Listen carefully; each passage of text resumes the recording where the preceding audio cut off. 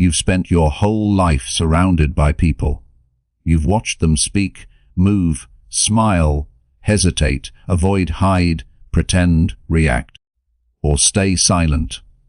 And yet, for most of your life, no one taught you how to truly understand them. No one explained the patterns beneath their words, the stories beneath their expressions, or the motives hiding behind their actions. And because of that, you've probably misread people more times than you can count. You think you're a good judge of character, most people do, but the truth is unsettling. What we call intuition is often just memory, bias, projection, or fear disguised as confidence. We don't see people as they are. We see them as we are. We misunderstand their intentions, misinterpret their emotions, and falsely assume we already know what something means. And every time we do that, we pay a price. Trust lost, opportunities missed, relationships drained, respect weakened. In a world where communication shapes everything, your work, your friendships, your influence, misreading people is not a small flaw. It's a silent barrier to the life you want. Human behavior is not random. It looks messy on the surface, but underneath there are clear patterns, psychological rules that guide what people feel, say, and do. When you learn those rules, something remarkable happens. People stop being mysteries. Their reactions begin to make sense. Their contradictions become predictable. Their intentions become visible, long before they express them. Suddenly, the world is quieter, simpler, easier to navigate. And instead of being overwhelmed by someone's tone, expression, or behavior, you begin to see the deeper story unfolding inside them. That's what this audiobook is about. Not tricks, not manipulation, not pop psychology myths, but a deep shift in the way you look at people. You will learn why human behavior almost never comes from the moment you're watching, but from the emotions, beliefs, wounds, and fears shaped long before it. You will see how micro-expressions reveal what the heart tries to hide. You'll understand why tone tells the truth when words don't. You'll discover how posture and movement expose the tension someone refuses to speak. You'll learn to recognize when someone is lying, not because of a magic sign, but because they suddenly stop acting like themselves. You'll understand personalities, motives, insecurities, and patterns with a clarity most people never experience. And the most transformative part is this. When you learn to read people, you don't just understand them, you finally understand yourself. Because every reaction you have to someone else is also a window into your own psychology, your boundaries, your fears, your expectations, your emotional habits. To read people is to understand the world. But to understand why you interpret them the way you do, that's how you understand your identity. Across the next 12 chapters, you will step into a new kind of awareness. You will learn to observe before you interpret. You will see emotions appear on the face before they ever turn into words. You will hear the truth hidden inside a voice. You will recognize defensive body language, disrupted emotional baselines, hidden motives, cognitive biases, and the influence of social environments. You will learn to identify manipulation, protect your energy, and respond with clarity instead of reacting out of confusion. By the time you finish, people will stop surprising you. Not because you can predict everything they do, but because you finally understand the structure beneath human behavior.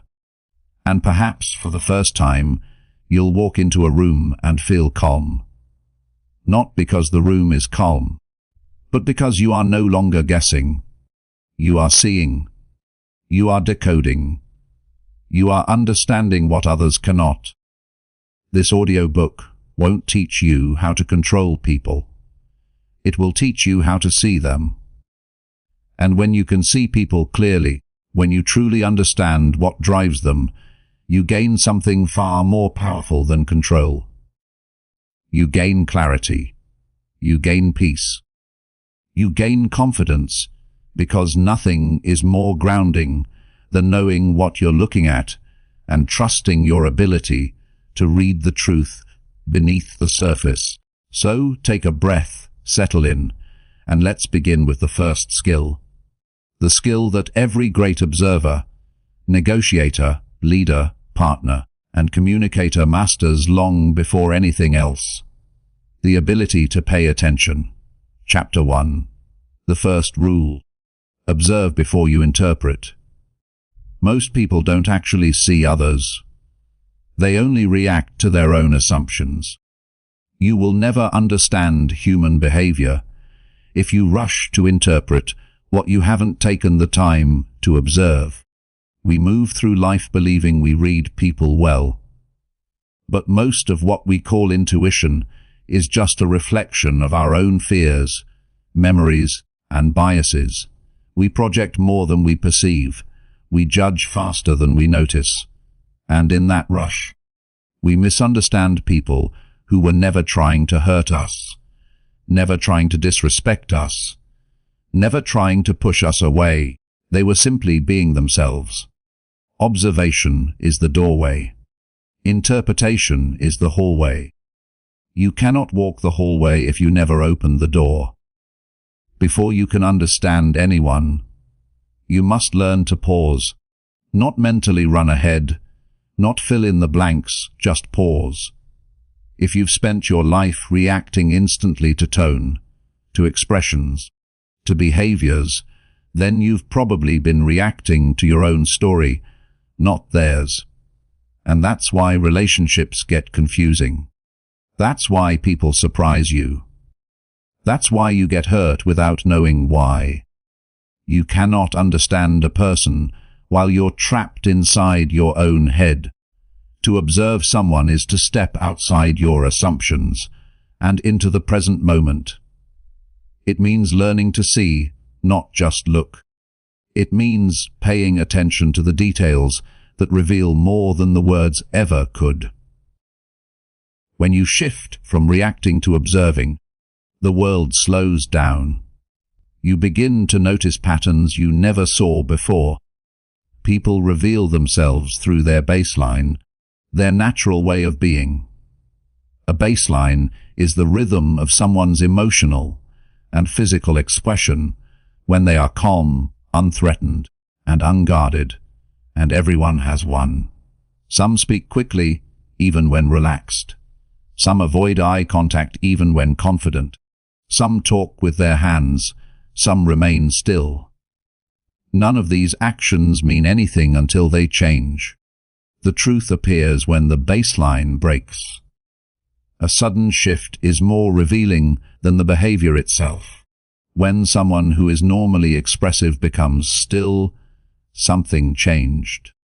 When someone who rarely fidgets begins to adjust their clothes or touch their face, something is happening inside them. When someone who speaks softly suddenly raises their voice, they're trying to protect a boundary. These deviations aren't accidents. They're emotional signals. People don't hide their emotions as well as they think. They only hide them from people who aren't paying attention. But most people aren't paying attention because they're too focused on themselves. Do they like me? Am I being judged? What do I say next? This noise blocks true perception. You cannot observe clearly while fighting for self-approval in your mind. When you finally allow silence inside yourself, you create space to observe others. And in that space, the smallest details become loud. The tightening of a jaw, the hesitation before agreeing, the shift of feet away from you, the flicker of discomfort when a certain topic comes up. These subtle cues are more honest than words because the body speaks before the mind can edit. If the words say yes, but the body says no, trust the body. Imagine meeting someone for the first time. The first 30 seconds reveal everything you need to understand the next 30 minutes. If you know how to watch, notice their natural pace. Notice whether their posture leans toward you or away from you. Notice the tension in their shoulders. Notice whether their smile reaches their eyes. Notice if their words match their emotional tone. Your job is not to judge these signals. Your job is to record them, to build a baseline. Once you understand a person's baseline, you gain access to the truth hidden in their deviations. And suddenly, human behavior stops being a mystery. You understand nervousness. You recognize interest. You detect discomfort. You sense when someone is protecting a wound. You see the shift before they even express it. Observation protects you from reacting to a story you invented instead of the truth that's standing in front of you. And when you observe long enough, something profound happens. Empathy grows. Not the soft, sentimental kind, but the grounded understanding that people behave based on internal worlds you cannot see. The moment you honor that truth, your reactions become wiser. Your responses become clearer. Your relationships become calmer. To understand people, you must first understand the moment before meaning. That moment is an observation. Interpretation comes later, reaction comes last, and wisdom comes from putting them in the right order. This is the foundation. Everything else you learn, micro-expressions, tone, body language, motives, patterns, depends on your ability to do this. First observe, then understand, then respond. Chapter 2. Micro-expressions. Emotions exposed in half a second. The face tells the truth long before the mouth does. And if you learn to read it, you will understand people faster than they can hide their intentions. Micro-expressions are the emotional leaks the human brain cannot fully control. They flash across the face in less than half a second. Too fast to fake, too raw to disguise, too honest to ignore. You've seen them your entire life without recognizing them. The quick tightening of lips, the sudden lift of eyebrows, the brief flash of contempt or fear before someone forces a smile. These tiny moments are emotional fingerprints, and once you learn to see them, you cannot unsee them. A micro-expression is the closest thing to emotional truth you will ever witness. Most people think emotions live in the words. They don't. Words can be rehearsed. Tone can be softened. Body language can be trained or masked. But the muscles in the face betray what the mind tries to control. That betrayal reveals what someone genuinely feels, even when they don't want you to know it. There are 7 universal micro-expressions recognized across all cultures. Anger, fear, sadness, disgust, contempt, happiness, and surprise. You already know them instinctively. A slight raising of the inner eyebrows shows sadness. A one-sided smirk signals contempt. Wide eyes show surprise. Narrowed eyes and tightened lips reflect anger. The nose wrinkle shows disgust. These signals appear instantly and disappear before the conscious mind can intervene. You can't fake a micro-expression. You can only reveal it. Consider a moment when someone pretended to be fine, but something felt off. You couldn't explain why, but you sensed the truth. That feeling came from a micro-expression your brain noticed, even if you didn't consciously register it. Humans evolved to detect micro shifts in the face for survival, to sense danger, deception, or emotional tension. But modern life distracts us from noticing what our brain has been trained for thousands of years to catch. Reading micro-expressions doesn't require special talent. It requires presence. You must learn to slow down your mind enough to see what happens in those tiny emotional flickers. When someone hears something they don't like, their eyebrows pull together before they force a neutral expression. When someone is afraid, their eyes widen for a moment before they try to look composed. When someone feels contempt, the most dangerous emotion in relationships, the corner of their mouth lifts on one side for a fraction of a second. Contempt is the facial warning sign that a relationship is in trouble. Never ignore it. Micro-expressions don't tell you why someone feels something. They tell you that they feel something, and that something matters more than the story they're trying to present. Because people lie with words, but their emotional reflexes don't lie with them. When reading micro-expressions, context matters. A person may squint because of the sun, not because of anger. They may widen their eyes because they're surprised by a noise, not a comment. They may frown because they're thinking, not because they disagree. Micro-expressions are most powerful when combined with the moment, the topic, the tone, and most importantly, the person's baseline behavior. Never interpret a single signal. Interpret the pattern. When a micro-expression appears, treat it like a clue, not a conclusion. It's an emotional spark that points you toward the truth. Follow that spark. Observe the reaction that comes next. Ask yourself, did their tone shift? Did their body tighten? Did they look away? Did their breathing change? These subtle responses, combined with the micro-expression, create a clearer picture of what's happening inside them. Micro-expressions reveal not just emotions, but emotional conflict. Someone may smile while their eyes show fear. Someone may agree while their face shows disgust. Someone may apologize while flashing contempt. These emotional contradictions expose the gap between what a person feels and what they choose to show. Whenever someone's face reveals one truth and their words reveal another, trust the face. Learning to see micro-expressions changes the way you interact with people. You become more patient because you understand what they're actually feeling. You become more grounded because you no longer rely solely on words. You become less reactive because you see the emotion before it becomes behavior. And you become more compassionate because you finally understand the hidden battles behind someone's expression.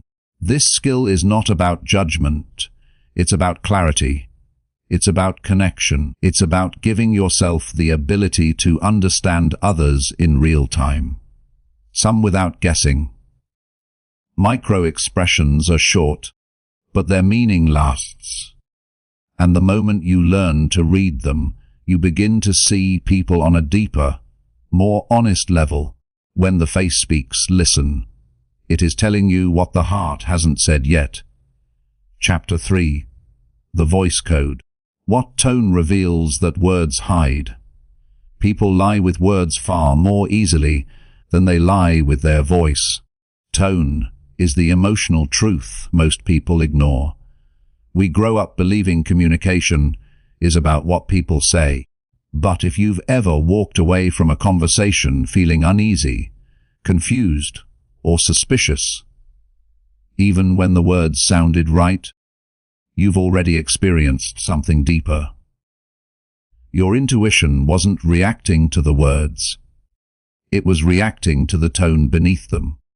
Tone is the emotional fingerprint of communication, and it reveals what the mind tries to hide. When the words and the tone don't match, believe the tone. Every voice carries clues in pace, pitch, volume, rhythm, and hesitation. These elements expose confidence, insecurity, anger, fear, discomfort, and dishonesty. The human brain is built to detect vocal changes. We simply don't pay attention consciously, but the moment you learn to notice, people begin to reveal themselves without trying. Think of someone saying, "I'm fine." Now, think of the hundreds of tones in which those same words can be spoken. The meaning isn't in the sentence. The meaning is in the sound. Tone reveals emotional states faster than facial expressions. A trembling voice shows fear long before the face does. A clipped, sharp delivery reveals irritation before the body reacts. A sudden softness can indicate guilt or uncertainty, and a flat, monotone response can conceal disengagement, resignation, or disappointment. Words are chosen. Tone is leaked. When someone is nervous, their pitch rises slightly and their sentences become shorter. Their breath becomes shallow and the voice may crack at the end. When someone is angry but trying to hide it, their tone becomes tighter, their pauses sharper, and their words feel compressed. When someone is confident, their voice moves with steady rhythm. No rushing, no shrinking, no unnecessary filler. Tone also exposes internal conflict. People often say yes with a tone that screams no. They agree while sounding hesitant. They compliment while sounding threatened. They apologize while sounding defensive. You don't need them to say their real feelings out loud. The tone already delivered the truth. A change in tone is a change in emotion, and emotion is always meaningful. Much like body language, tone must be compared to a baseline. Some people naturally speak fast. Others speak softly. Others sound monotone even when calm. None of these traits mean anything until they suddenly shift. When someone who normally speaks confidently becomes quiet, something happened. When someone who speaks softly suddenly gets louder, there is tension rising beneath the surface. When someone who avoids pauses begins pausing more, they're thinking carefully, often too carefully, about what to reveal. Tone is also shaped by pressure. In moments of stress, the voice tightens. In moments of fear, the breath shortens. In moments of uncertainty, the words lose their anchor.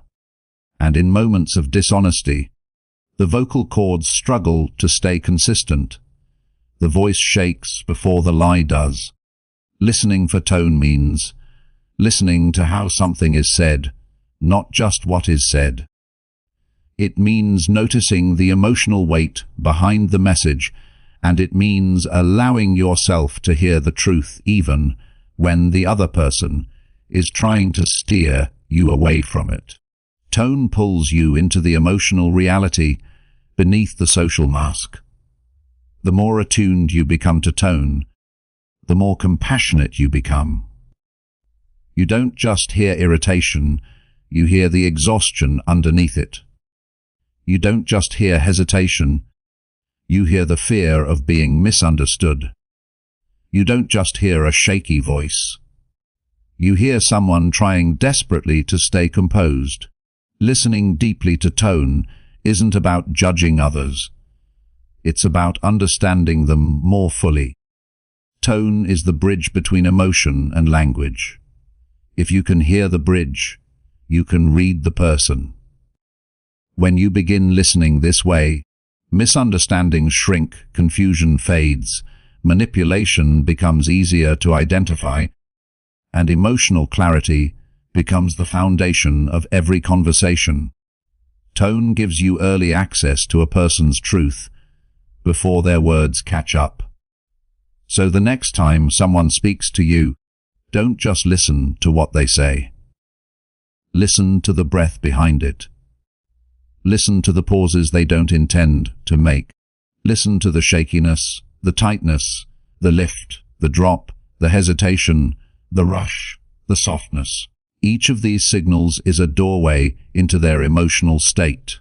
Words convince, tone reveals, and those who learn to hear tone understand people faster, deeper, and more honestly than anyone else in the room. Chapter 4. Body Language. The silent story people tell. Before people speak, their body already told the truth. If you know how to read that truth, you understand people long before they decide what to reveal. Words are crafted. Tone is shaped. But the body is honest. It reacts faster than thought, faster than strategy, faster than self-control. Human beings evolved long before language existed, and our bodies learned to communicate danger, comfort, attraction, insecurity, and power without a single word. That instinct still lives inside us. The shoulders tense before the mind admits fear. The feet turn away before the voice expresses discomfort. The chest opens before the person realizes they feel safe. The body speaks first because survival speaks first. If you want to understand human behavior instantly, you must learn to read these primal signals, not as isolated gestures because one gesture means nothing, but as patterns, shifts, contradictions and deviations from a person's natural baseline. Body language is divided into 4 key areas: the face, the torso, the arms, and the feet. But these aren't just regions of the body. They're regions of truth. Each reveals something different about what a person feels, wants, or avoids. And when you learn to read them together, you gain a quiet superpower. The ability to sense people's emotional state before they express it. The body cannot keep a secret the heart is trying to hide. Start with posture. Posture is emotional architecture. When someone feels confident, their spine lengthens, shoulders relax, and gestures expand into space. When someone feels unsure, they shrink. Shoulders curl inward, arms fold, movements become small and contained. These shifts don't require interpretation. They only require awareness. You don't judge them as good or bad.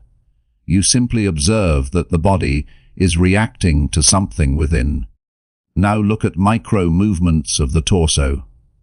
A person may face you with their shoulders, but angle their torso slightly away. That is emotional distance. The torso reveals who someone feels connected to and who they feel threatened by. When someone leans in subtly, they are drawn toward the conversation. When they lean back, they are protecting themselves or evaluating you more carefully. Even a 1 in shift is meaningful if it breaks from their baseline. People move toward what they want and away from what they fear.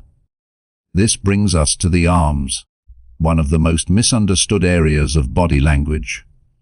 Crossed arms are not always a sign of defensiveness. They can mean comfort, habit, or simply that the person is cold. But crossed arms combined with tightened shoulders, minimal hand movement, or downward tilting head, that's emotional withdrawal. That's a person closing themselves, not out of rudeness, but out of protection. Arms also reveal the difference between real confidence and performed confidence. Real confidence is relaxed. It flows. You see it in gestures that are purposeful but not exaggerated. Performed confidence is rigid. The arms become too still or too animated, as if the person is pushing their presence instead of embodying it. Confidence doesn't perform.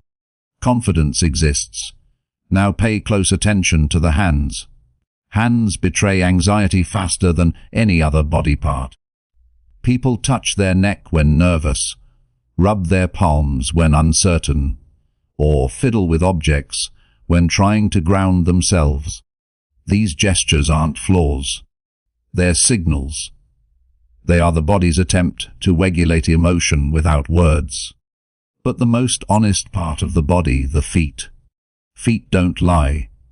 Feet don't pretend. Feet don't care about social performance. People point their feet toward what they desire and away from what they wish to escape. If someone's feet are leaving the conversation while their upper body stays, their true intention is already moving on. You've likely felt it before. The subtle shift, the hidden retreat, the invisible distancing. The feet reveal what the person cannot yet admit, even to themselves. If you want to know where someone wants to be, look at their feet. Body language also reveals internal conflict. When someone says, "I'm comfortable," but their shoulders tighten and their feet angled toward the exit, trust the body. When someone says, "I'm not upset," but their jaw locks, trust the body. When someone says, "I agree," but their arms pull inward and their breath becomes shallow, trust the body. Contradictions aren't lies. They're emotional battles unfolding in real time. And reading those battles makes you wiser, calmer, and more grounded. Understanding body language is not about judging people. It's about freeing yourself from misunderstandings. It's about seeing what's actually happening instead of reacting to the surface. It gives you the gift of clarity, something most people don't have in conversation because they are too focused on what to say next, rather than what the other person is communicating silently. You cannot read the body while you're rehearsing your lines in your head. When you finally become present enough to observe, people reveal themselves gently and constantly. Someone's breath slows when they trust you. Their shoulders drop when they feel understood. Their eyes soften when they feel safe. These small changes matter. They are the foundation of empathy, influence, connection, and emotional intelligence. Body language at its core is not a trick. It's a window into someone's emotional landscape, a window into what they fear, what they hope, what they avoid, and what they long for. When you learn to read the body, you learn to read the human soul. Because beneath every gesture is a story, and beneath every story is a truth. And the body tells that truth before the person ever finds the word. Chapter 5. Emotional Baselines. The secret to detecting lies. There is no universal sign of lying. There is only a change from what is normal for that person. Most people imagine liars, fidget, look away, touch their face, blink rapidly, or sound nervous. But these behaviors are not signs of lying. They are signs of being human. A person might look away simply because they're thinking. They might fidget because they're anxious around you, not because they're hiding something. They might blink more because they're tired. If you treat every behavior as a red flag, you will misjudge people constantly. The truth is simple. You cannot detect lies unless you know someone's baseline. A baseline is a person's default emotional and behavioral pattern. It's how they look, move, breathe, gesture, speak, and respond when they're not under pressure. Baseline is stability. Baseline is normally. And without understanding it, any attempt at reading someone becomes guesswork. The secret to detecting lies is not learning what liars do. It's learning what this specific person does when they are calm. Only then can you recognize when something breaks away from that calm. A deviation is more revealing than a behavior. Think about someone who usually speaks quickly. If they suddenly slow down, that shift is meaningful. Think about someone who rarely fidgets. If they begin touching their neck or adjusting their clothes, that shift speaks loudly. Think about someone who typically makes steady eye contact. If they suddenly avoid your eyes at one specific moment, that shift matters. The behavior itself means nothing without the baseline. The change is everything. When a person lies, the brain works harder. It must invent, edit, protect, conceal, and monitor. That mental load triggers micro-tension throughout the body. The voice tightens. The breathing shifts. The face flashes emotional conflict. The shoulders rise slightly. The hands lose their rhythm. The answer comes too quickly or too slowly.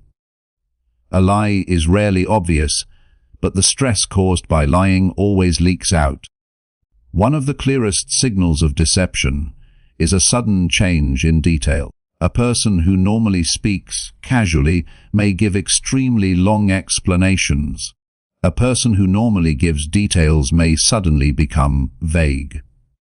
Someone who usually answers immediately may stall. Someone who usually thinks first may suddenly speak too fast.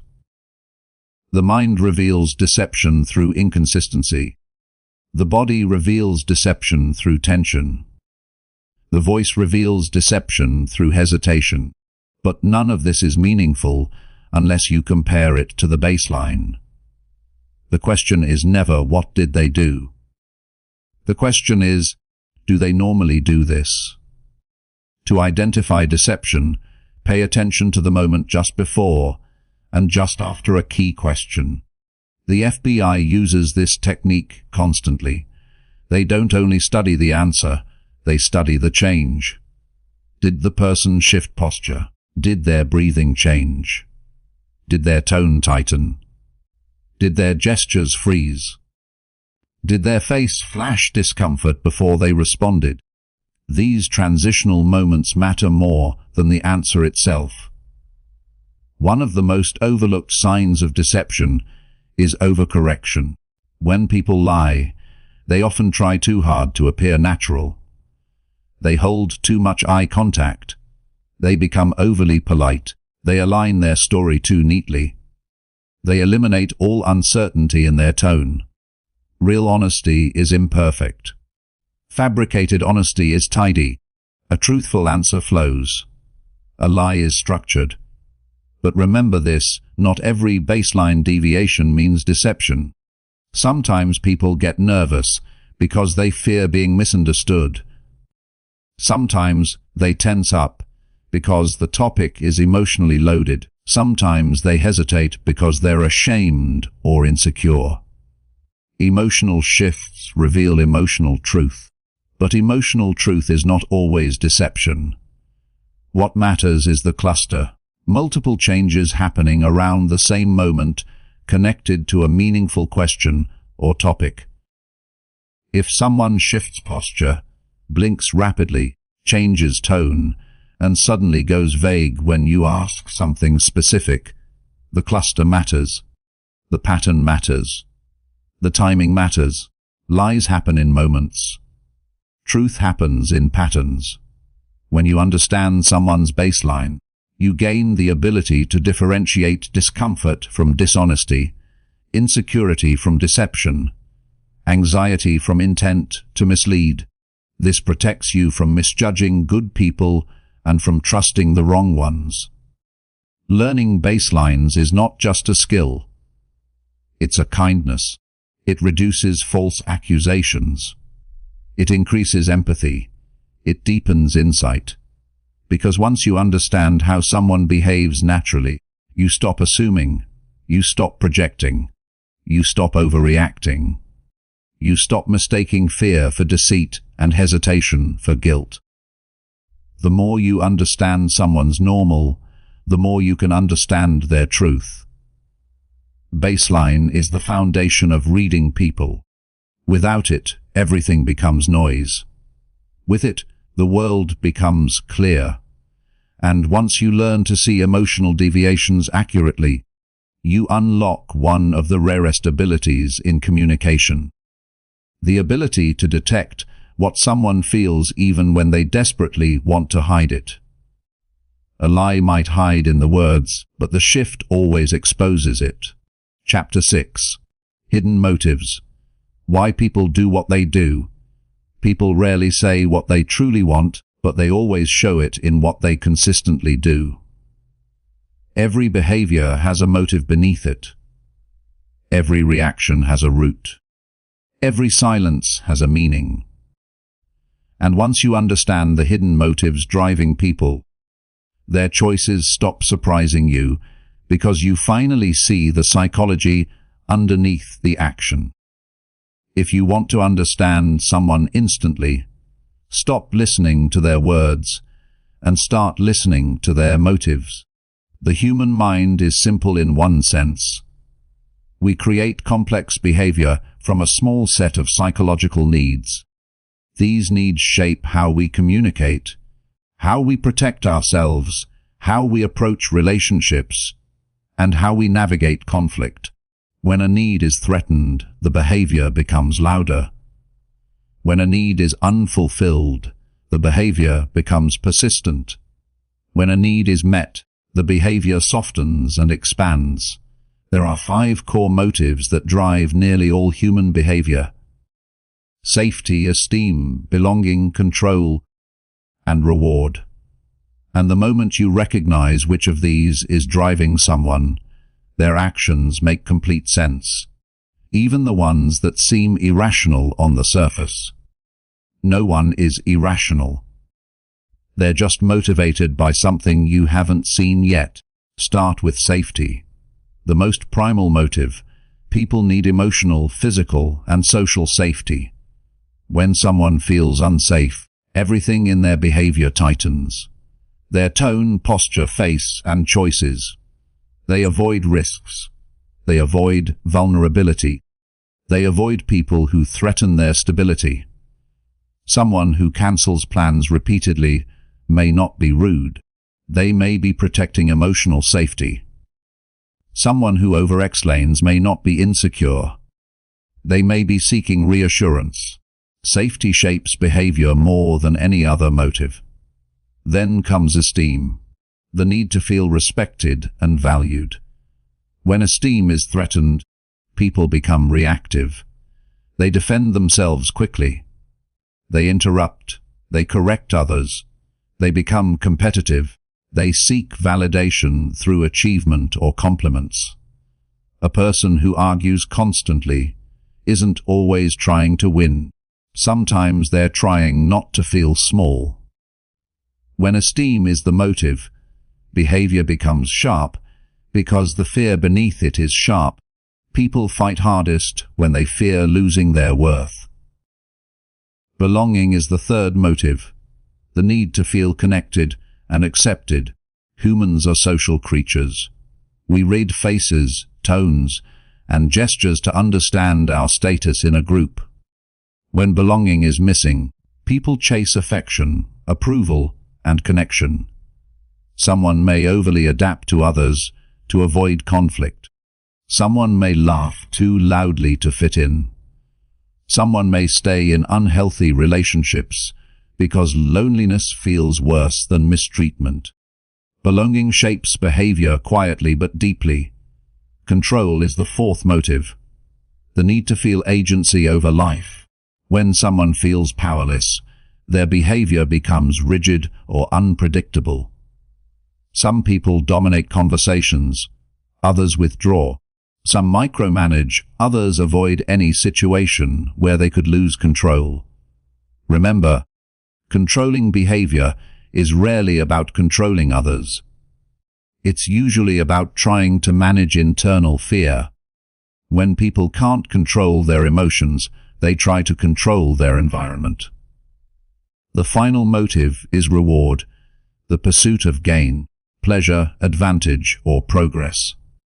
Reward-driven behavior is easy to identify. People move toward what benefits them. They show enthusiasm. They invest more energy.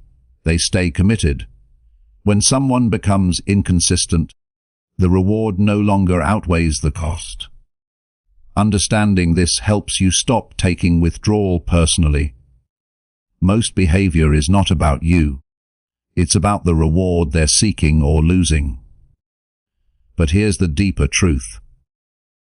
People rarely know which motive is driving them. They simply feel the push and follow it.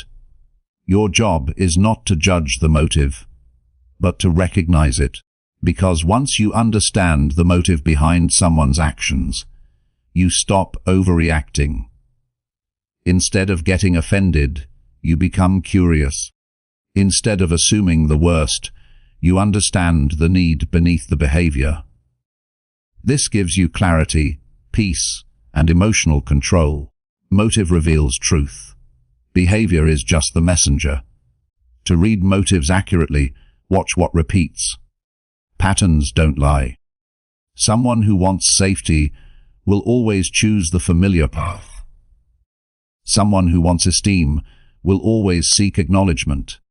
Someone who wants belonging will always move toward connection. Someone who wants control will always resist uncertainty. Someone who wants a reward will always move toward opportunity. But motives also reveal hidden wounds. If someone fears abandonment, belonging becomes their motive. If someone fears failure, control becomes their motive. If someone fears rejection, esteem becomes their motive. If someone fears chaos, safety becomes their anchor. If someone fears stagnation, reward becomes their drive. What people fear most is often what motivates them most. Understanding motives makes you emotionally stronger because it removes the mystery from people's behavior. You stop taking things personally. You stop misinterpreting reactions. You stop expecting others to act like you. And you stop being surprised by what people do, because you finally see the psychological engine running beneath the surface. When you understand motives, you don't just understand behavior. You understand why the behavior exists. And that is the highest level of reading people. Once you see the motive, you see the human beneath the behavior. And once you see the human, everything makes sense. Chapter 7. Personality Patterns. Mapping predictable human behavior. People are not unpredictable. They are patterned, and once you learn the pattern, you learn the person. We like to believe everyone is unique, and in many ways they are. But human behavior falls into recognizable shapes. These shapes repeat across age, culture, personality, and circumstance. You've met these patterns in your family, your workplace, your relationships, your friendships, and even strangers walking past you. You just didn't know how to read them clearly. Personality patterns aren't about labels. They're about understanding how someone moves through the world. Every person leans toward one of 4 primary behavior orientations: dominant, analytical, expressive, or harmonizer. These aren't boxes. They are tendencies. Default settings that shape how people communicate, make decisions, react under pressure, and connect with others. When you recognize these patterns, interactions become simpler. Conflict becomes decipherable. People's choices become predictable. You begin to understand not just what someone does, but why they do it that way. Start with the dominant pattern, the person who moves fast, thinks fast, and speaks directly. Dominant individuals value efficiency, clarity, and results. They dislike hesitation. They dislike emotional clutter. They dislike inefficiency. Their tone is firm, their posture upright, their gestures sharp. When stressed, they become more intense, cutting to the point, interrupting, raising their volume, or taking charge even when no one asked them to. Dominant people aren't trying to intimidate you. They're trying to create certainty in a world that feels too slow for their mind. If you misread their intensity as aggression, friction appears. If you match their clarity with clarity, respect appears. Next is the analytical pattern. Calm, careful, detail-oriented, and thoughtful. These individuals need information before emotion. They analyze before they trust. They think before they speak. They question because they care about accuracy, not because they doubt you personally. Their tone is steady, their posture structured, their gestures minimal. When stressed, they withdraw inward, searching for data, logic, and control. Analytical people aren't cold. They're cautious. They don't connect through emotion. They connect through precision. If you push them to respond quickly, they freeze. But if you give them time to process, they open. Then comes the expressive pattern. Energetic, enthusiastic, emotionally open, and socially driven. Expressive individuals communicate with their whole body. Their hands move, their eyes widen. Their voice rises and falls like music. They crave connection, excitement, and shared emotion. When stressed, their emotions intensify. They may overtalk, overshare, or jump between ideas rapidly. Not because they're scattered, but because their mind is overflowing. Expressive people aren't dramatic. They're passionate. They feel deeply, and feeling deeply is how they understand the world. If you dismiss their emotion, they shut down. If you honor their emotion, they bond. Finally, there is the harmonizer pattern. Gentle, patient, empathetic, and peace-oriented. These individuals value connection over confrontation. They read tone, energy, and emotion before they read content. They listen more than they speak. Their movements are soft. Their voice is warm.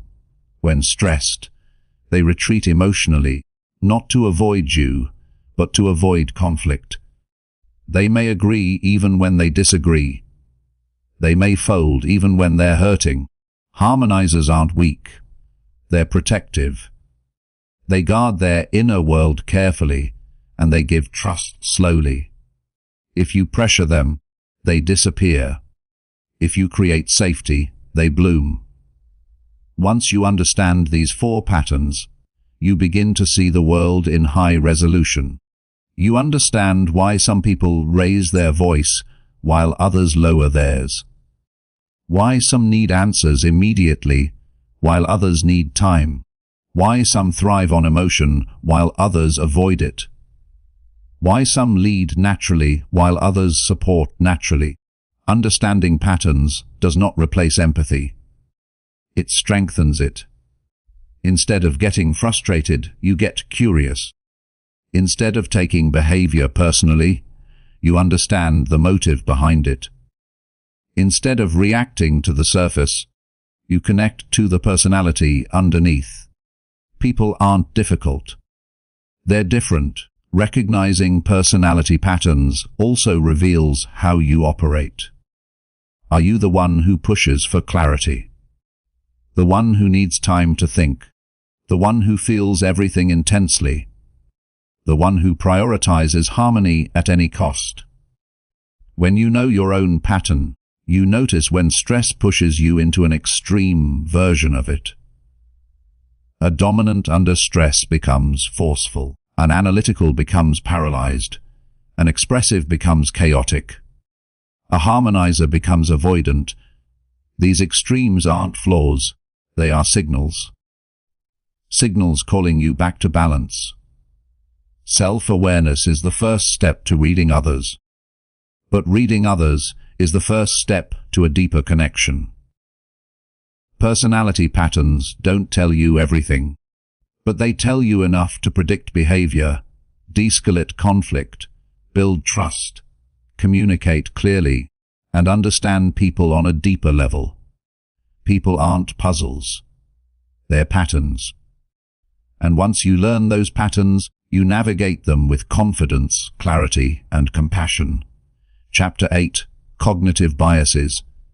How the mind distorts reality. People don't react to reality. They react to the version of reality their mind creates. And that version is often distorted, incomplete, or entirely wrong.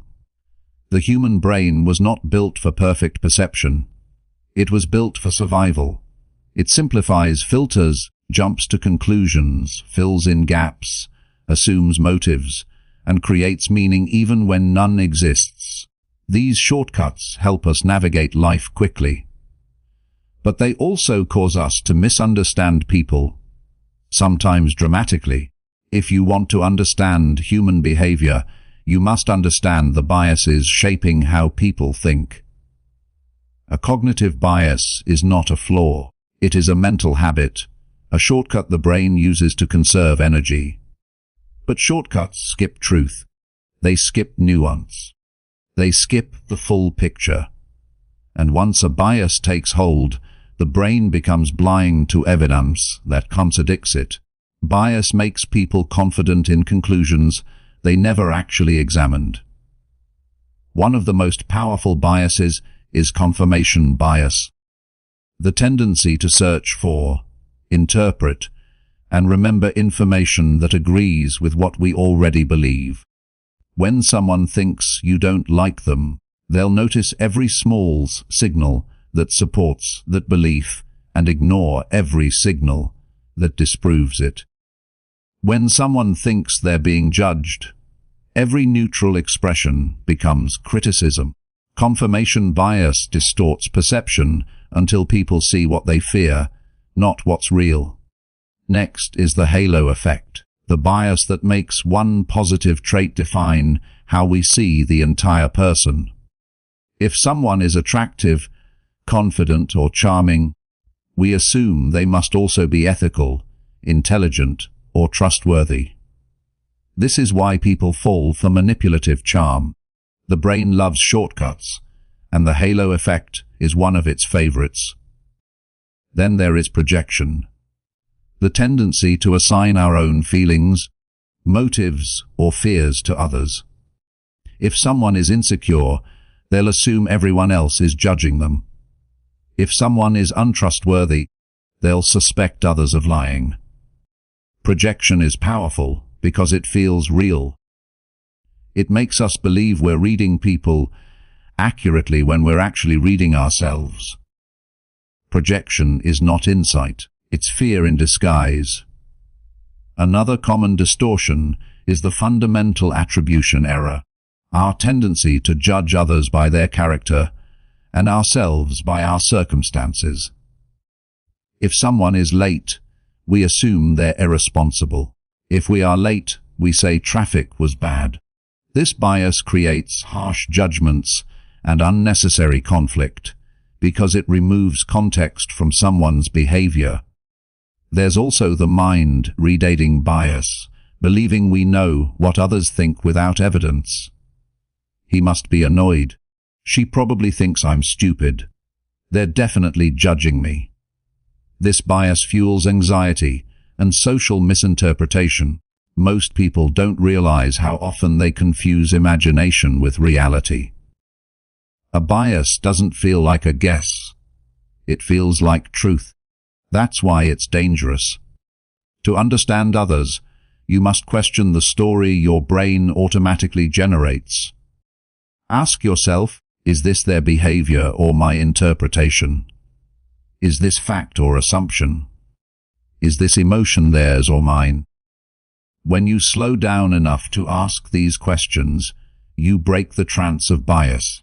You begin to see others with clarity instead of projection. You stop confusing fear with intuition. You stop mistaking assumptions for insight, and you stop reacting to stories your mind invented. Understanding cognitive biases also helps you understand why people act in confusing or irrational ways. Most people don't see the world as it is. They see the world as they were taught to see it by their environment, childhood experiences, traumas, insecurities, and beliefs. When someone overreacts, it's rarely about the moment. It's about the lens they're looking through. People aren't reacting to you. They're reacting to their interpretation of you. This perspective brings compassion. It softens anger. It reduces conflict. It gives you a wider emotional map of what's happening inside the person in front of you, but it also brings responsibility. Your own biases distort your perception too. You are not immune. No one is. When you recognize your own cognitive biases, you gain self-control. You pause before assuming. You notice when your mind is exaggerating danger. You question your projections instead of believing them. You begin to separate what is real from what is imagined. Clarity begins when bias ends. Choice, to understand people, you must learn to see the world not as you wish it were, not as you fear it is, but as it actually is. And that requires looking past your mind's shortcuts, past its illusions, past its distortions. Because once you see through bias, your own and others, you begin to see people as they are, not as your mind paints them, not as your wounds color them, not as your fears decide them. When you remove the distortion, you finally see the truth. Chapter 9. Social context. The environment that shapes behavior. People do not behave the same in every room. If you want to understand someone, you must understand the environment they are reacting to. Human behavior is not only internal. It is relational. It shifts depending on the space, the people present, the social pressure, the emotional temperature, and 1,000 invisible cues in the environment. Someone who is warm and open in private may become quiet in a group. Someone who is confident among friends may shrink in the presence of authority. Someone who seems reserved at work may be animated and expressive at home. We don't just read the person, we read the context surrounding the person. Every room has a psychological climate.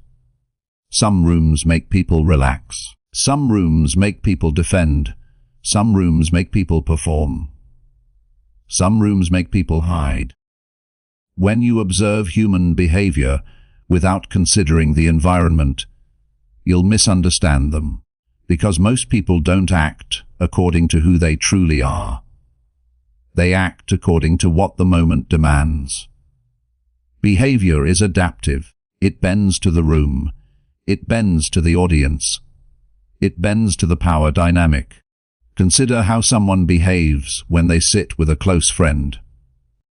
Their shoulders drop. Their breath slows. Their laughter comes easily. Their posture opens. Now compare that to how the same person behaves in the presence of a boss, a rival, or a critical family member. Suddenly their tone becomes careful. Their gestures shrink and their words become edited. The person didn't change. The context did. People perform differently when they feel watched, judged, evaluated, or compared. The social environment either expands someone or compresses them. Once you learn to read this, you stop taking behavior at face value and instead see the pressure shaping it. The more social pressure rises, the more authentic behavior disappears. Social roles also shape behavior. At work, someone might adopt professionalism that hides their true personality. Around family, they may fall back into childhood roles. In a relationship, they may soften or harden depending on past experiences. In a group, they may adjust to match the dominant energy. These roles are not fake, they are survival strategies. People want safety, acceptance, and predictability. and social roles give them that. A person becomes quieter if they